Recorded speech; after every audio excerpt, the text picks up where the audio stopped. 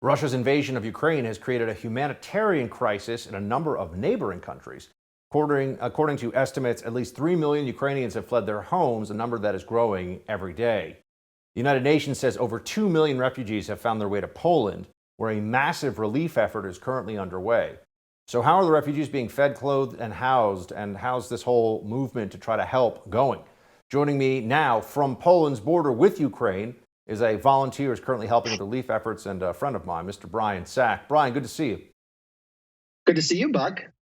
So first off, man, we've been hearing the numbers, reading the numbers, and it's staggering when you hear about millions, 10 million displaced internally or externally, millions of refugees already have left Ukraine. You can't even really imagine those numbers, but you're actually out there on the scene. What is it like on the border of Ukraine and Poland right now? It is pretty crazy. It is a lot of these people who have come here. I mean, Poland has absorbed about 2 million at this point. I was listening to the news, and they expect to have 3 to 5 million total coming here. It really just depends on what happens with Russia. They have, they're coming through the border crossings here at Medica, which is where I'm close to. I'm in the town called Przemyśl. But Medica, that's the train station that I deliver supplies to all the time. I know it well. So they're coming here. They're crossing over at the border. They get fed at the border. If they want food, they get put on buses. They get put on trains, and they get out. Currently, there's a lot of refugees building up in Krakow.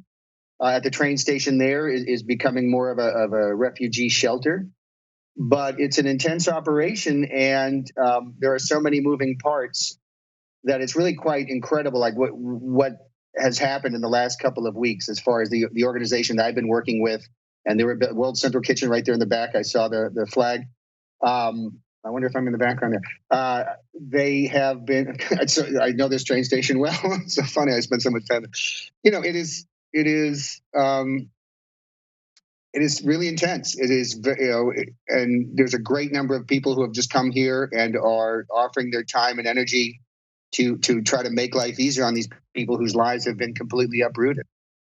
Well, what are you seeing? Is it mostly because there was a lot of reporting about men of essentially what would be considered of fighting age not allowed to leave Ukraine? So I guess that's 18 to 65, something along those lines. Is it almost? I mean, I'm seeing in some of the video, it looks like it's mostly women and children. Are there a lot of military age males too? I mean, who's coming across?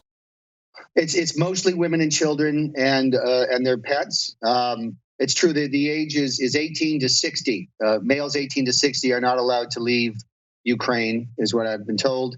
So the people coming over here are mothers with their kids and leaving behind and their husbands, their sons, their fathers. And one of the more tearful places is right at the border at Medica, where they're crossing. Where the families are saying goodbye to the male relatives as they leave, and that's probably one of the hardest things for people to see.